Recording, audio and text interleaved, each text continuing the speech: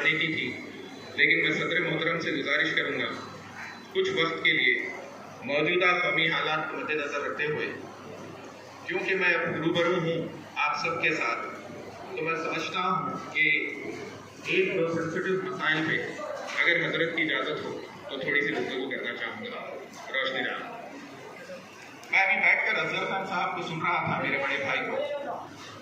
तो अजहर खान साहब ने ट्रस्टी बोर्ड की कारकर्दगियों का इजहार किया, उसमें बिलखुसूस जो तालीमी काम हो रहा है ट्रस्टी बोर्ड, क्योंकि मैं भी अपनी मुख्तसर गुंजाइश में नौजवानों के साथ, यूथ के साथ ज़्यादातर काम करता हूँ। मुझे अंदाज़ा है कि ये चीज़ कितनी ज़रूरी है और मौजूदा हालात के हिसाब से मेरे जहन में आता है कि आज सारी दुनिया की आबादी पे अगर नजर डाली जाए तो वो लगभग 800 करोड़ की आबादी है सारी दुनिया के लोग। 780 करोड़ कुछ है, कुछ सर्विस कुछ और होते हैं, तो उसमें से 140 करोड़ लोग हमारे मुल्क हिंदुस्तान में रहते हैं।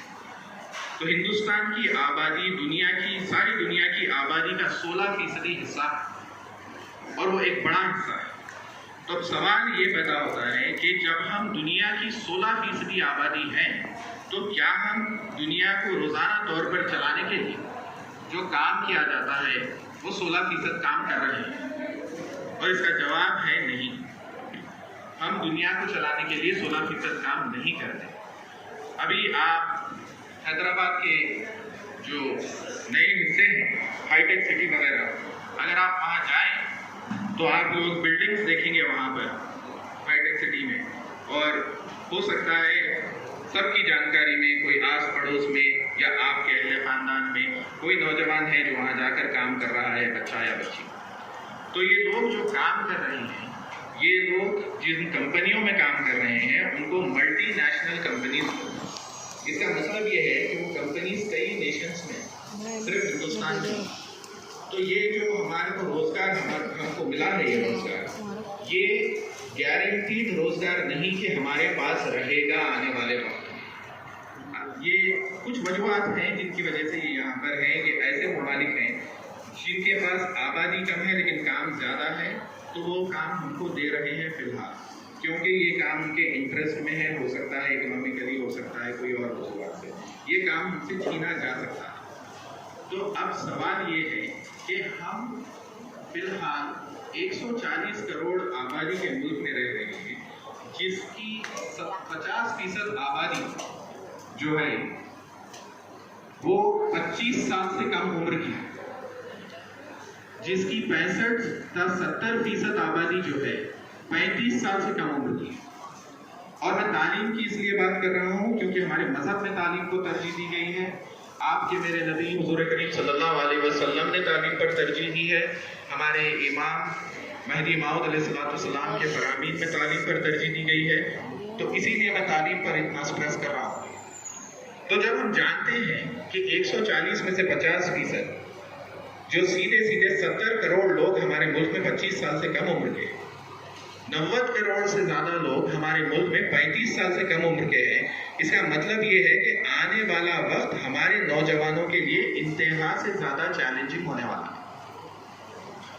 तो जब हमको ये पता है कि 50% जो है 25 से कम है, 70% 35 से कम है, जब मैं अपनी नज़र दौड़ा रहा हूँ तो मैं देखना चाहूँगा कि 50% इस जलसे में भी 25 से कम हो, 70% इस जलसे में भी 35 से कम हो, लेकिन है नहीं। ये हमारे लिए फिक्र का मुकाम है। इसका मतलब ये है कि हमारे नौजवान जहाँ होना चाहिए वहाँ नहीं है, और इस वक्त जहाँ पर यह अजीम व शान जलसा चल रहा है आपके मेरे आका का, हो सकता है वो कहीं पर बैठकर इंस्टाग्राम और फेसबुक पर अपना वक्त ज़ाया कर रहे हैं। हमारे नौजवान गलत वक्त पर, गलत मुकाम पर गलत काम कर रहे हैं, और गलत काम से खुदा न खास्ता मेरी मुराद कोई किस्म की बदतमीजी नहीं, सिर्फ वो सही तवज्जो नहीं दे रहे हैं जिन चीज़ों पर उनको देना चाहिए और वक्त ज़ाया कर रहे हैं। अब यहाँ पे जिम्मेदारी आती है वालिदैन की, क्योंकि ये वालिदैन का काम है कि वो अपनी औलाद को नेक और साले बनाए और सही रास्ता दिखाएं। सबसे पहली जिम्मेदारी है वालिदैन की। अभी असगर भाई जिक्र कर रहे थे कि यहाँ के जूनियर कॉलेज और डिग्री कॉलेज की बच्चियों ने 99, 95, 93, 91% नंबर लिए हैं अपने अपने इम्तिहानात में। आप वो 99, 95 वाली बच्ची के घराने को देखिए और एक 60% और एक 55%, 40% वाले घराने को देखिए, आपको फर्क साफ नजर आएगा।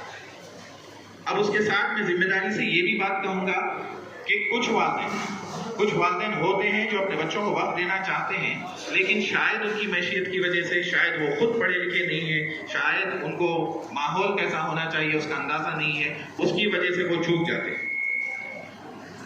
ऐसे बच्चों के लिए जब हम इस मुकाम पर पहुंच जाते हैं, जब हमारी कौमी जिम्मेदारी होती है ऐसे बच्चों का, ऐसे वालिदैन का ख्याल रखना जो ट्रस्टी बोर्ड रख रहा है।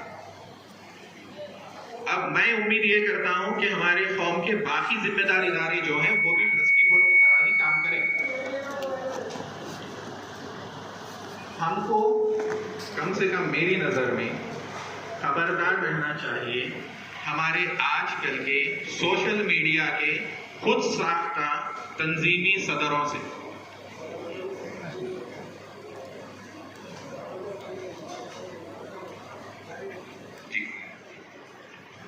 और मैं जब बोल रहा हूं खुद साख्ता तंजीमी सदर, कुछ लोग हैं जो यहाँ इस महफिल में मौजूद हैं, जिनमें से मेरे 2 भाई भी बैठे हैं पहली सफ में। वो भी अपनी अपनी तंजीम चलाते हैं, लेकिन इंतहा ज़्यादा जिम्मेदारी के साथ। मैं ऐसे लोगों की बात कर रहा हूं जो यहाँ हैं भी नहीं, जो बैरूनी ममालिक में बैठे हैं और अपने यहाँ के आकाओं के इशारे पर हमारी कौम में इंतशार पैदा कर रहे हैं। इन चीजों से हमको बचना जरूरी है। जो अंग्रेजी में बोलते हैं नीड ऑफ द आवर, ये वक्त का तकाजा है कि आप इन लोगों को पहचानिए। इन लोगों का काम है सिर्फ तनकीद करना। इन लोगों के पास किसी का एहतराम नहीं, हमारे मुर्शिदीन का एहतराम नहीं, अहले बैत का एहतराम नहीं। इन लोगों, अभी हो सकता है क्योंकि मैं अब ये तकरीर, इसको अपनी तकरीर का हिस्सा बना लिया हूं, आपको अपने अपने फोनों में मेरे मुतालिक भी एक वॉइस नोट, एक ऑडियो आ सकता है, कुछ लिखत में आ सकता है। लेकिन मैं बोलना चाहूंगा कि हमारे मुर्शिदीन को बोलने से पहले बेशक तुम हमको बोलो और हम तुम्हारा मुकाबला भी करेंगे।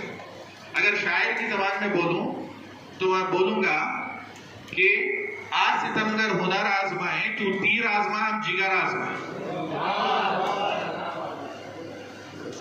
तो इन लोगों को पहचानना जरूरी है, इनका काम है तनकीद करना। मैं गौर कर रहा हूं, ये जो मुल्क का भी माहौल बना हुआ है, जब हम किसी अहम मुद्दे पर बात करते हैं तो कोई एक डाइवर्शनरी टैक्टिक जिसको बोलते हैं, एक नया मुद्दा पैदा किया जाता है जिससे किसी का कोई फायदा नहीं होने वाला। ये लोग यही काम हमारी कौमी सतह पर कर रहे हैं। जब हम किसी अहम मुद्दे पर काम करते हैं, ये कोई बैरूनी ममालिक में बैठकर एक वॉइस नोट छोड़ते हैं और कौमी फायदे के जो मुद्दे हैं उनको भटका कर बेकार की बहस शुरू करते हैं कि इसको क्यों बुलाया, वहां क्यों गए, उसके साथ क्यों खाया, इसके साथ गुलपोशी क्यों की। इससे हमारा ना फायदा होने वाला है ना नुकसान होने वाला है। हमको जिन चीजों पर फोकस रखना चाहिए उन पर फोकस रखना चाहिए।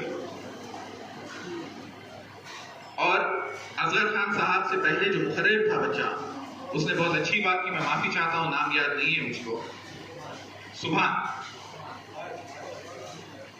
बहुत अच्छी बात की बच्चे ने कि हमको तवज्जो ऐसी चीजों पर देना चाहिए जो तामीरी है।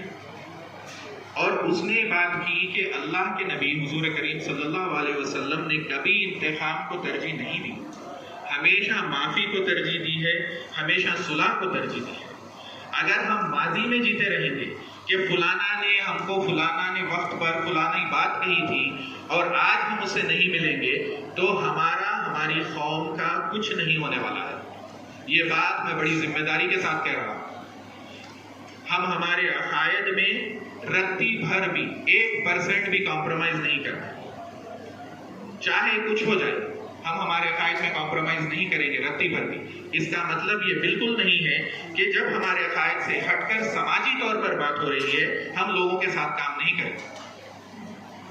हमको करना चाहिए ये काम, ये जरूरी है, ये आने वाले वक्त के लिए जरूरी है, ये हमारे मुस्तकबिल, हमारे नौजवानों के लिए जरूरी है।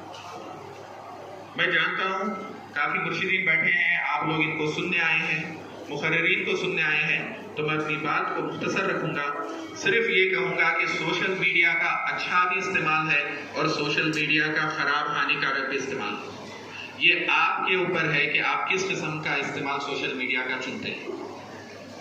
ایسے لوگوں سے دور رہیے، یہ لوگ ہماری قوم کا کینسر ہے. ان سے احتیاط کریے، ان کے وائس نوٹ پھیلائیے مت. یہ لوگ اپنی شہرت کے لیے کام کر رہے ہیں، ان کی اپنی کوئی شناخت نہیں. جو انسان خود کی تعریف کرتا ہے، کارکردگی نہیں بتا سکتا، صرف تعریف کرتا ہے، اس انسان پر بھروسہ مت کیجیے. میں کارکردگی دیکھنا چاہوں گا بجائے اس کے کہ میں نے وائٹ ہاؤس کو لیٹر لکھ دیا، میں نے وزیر اعظم کو لیٹر لکھ دیا، میں نے فلانا سے جواب طلب کر لیا. ہمارا اس میں کوئی فائدہ نہیں ہونے والا ہے. تو آپ سب سے گزارش ہے اس چیز پر توجہ دیجیے. میں حضرت کا شکر گزار ہوں، مجھے کچھ وقت دیا اپنی بات کہنے کے لیے. میں آخر میں دعا کروں گا کہ اللہ سبحانہ تعالیٰ ہم سب کا خاتمہ بالخیر فرمائے، ہم سب کو سچا اور پکا مہدوی رکھے، ہمارے آنے والی نسلوں کو مہدویت پر دائم اور قائم رکھے. وآخر دعوانا الحمدللہ رب العالمین.